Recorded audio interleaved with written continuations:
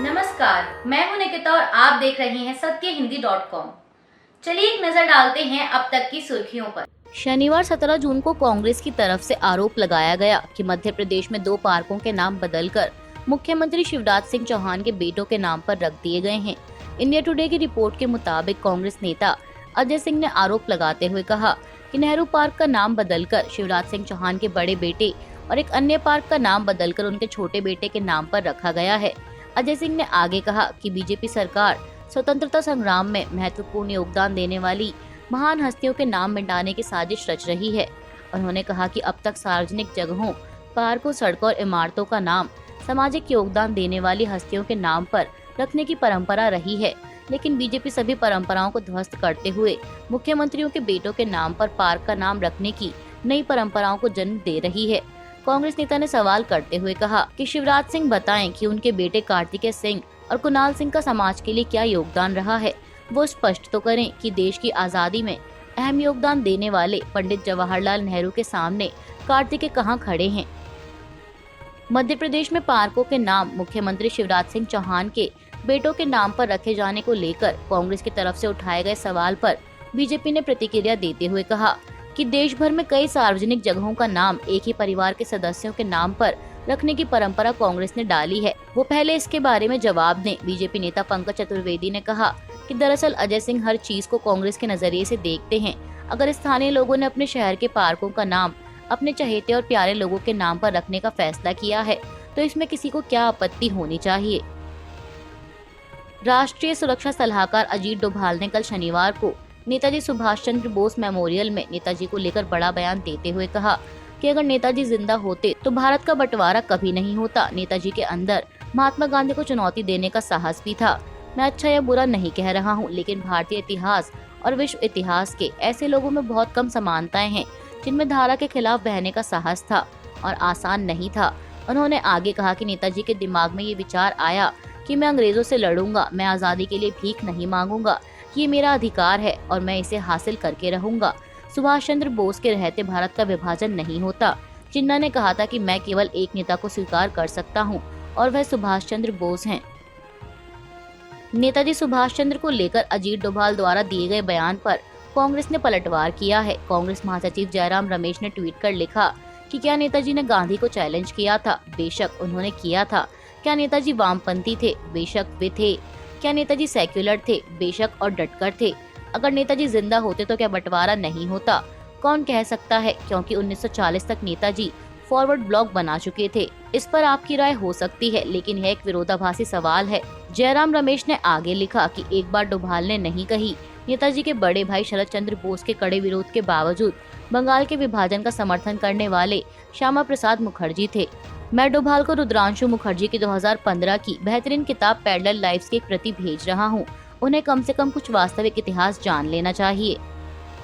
हिंसा प्रभावित मणिपुर की स्थिति नियंत्रण में आने का नाम नहीं ले रही। इस बीच खबर है कि जनजातीय संगठन इंडिजिनस ट्राइबल लीडर्स फोरम के ट्विटर हैंडल पर प्रतिबंध लगा दिया गया है। मीडिया रिपोर्ट्स के मुताबिक ITLF मीडिया सेल के ट्विटर पेज पर एक मैसेज शो हो रहा है जिसमें लिखा है कि अकाउंट को कानूनी मांग के जवाब में भारत में रोक दिया गया है। वहीं ITLF की ओर से इस कदम की आलोचना करते हुए इसे अनुच्छेद 19 यानी अभिव्यक्ति की स्वतंत्रता का उल्लंघन बताया गया है। इंडिया टुडे की एक रिपोर्ट के मुताबिक ITLF ने एक बयान जारी कर कहा है कि ITLF मीडिया सेल के ट्विटर अकाउंट को ब्लॉक करना पहले से ही हाशिए पर पड़े कुकी जो आदिवासी आवाज को दबाने का एक और प्रयास है। कि मणिपुर के पहाड़ी जिलों में पहले ही 40 से ज्यादा दिनों के इंटरनेट शटडाउन पर एक अतिरिक्त कार्रवाई है जो कुकी आदिवासियों की क्षमता को गंभीर रूप से सीमित करने और राज्य प्रायोजित मैतेई अलगाववादियों के हमले की ऑन ग्राउंड दैनिक घटनाओं को रिपोर्ट करने में बाधा डालने के लिए की गई है। हिंसा प्रभावित मणिपुर से ताज़ा घटना की खबर सामने आई है। कल शुक्रवार रात इम्फाल में सुरक्षा बलों के साथ भीड़ की झड़प हो गई। समाचार एजेंसी ने अधिकारियों के हवाले से बताया कि भीड़ ने बीजेपी नेताओं के घरों को आग लगाने का प्रयास किया था, जिसमें 2 लोग घायल हो गए। वहीं अब राज्य में भड़की हिंसा को लेकर विपक्ष की ओर से PM मोदी द्वारा मामले में हस्तक्षेप करने का आग्रह किया गया है। विपक्ष ने प्रधानमंत्री नरेंद्र मोदी से शांति की अपील करने और 20 जून को अपने विदेश दौरे पर जाने से पहले मणिपुर में जातीय हिंसा पर एक सर्वदलीय बैठक बुलाने के लिए कहा है। कर्नाटक सरकार द्वारा स्कूल की पुस्तकों के पाठ्यक्रमों में संशोधन करने की मंजूरी दे दी गई है, जिसमें आरएसएस संस्थापक के.बी. हेडगेवार और वी.डी. सावरकर पर आधारित चैप्टर्स को हटाने का प्रस्ताव शामिल है।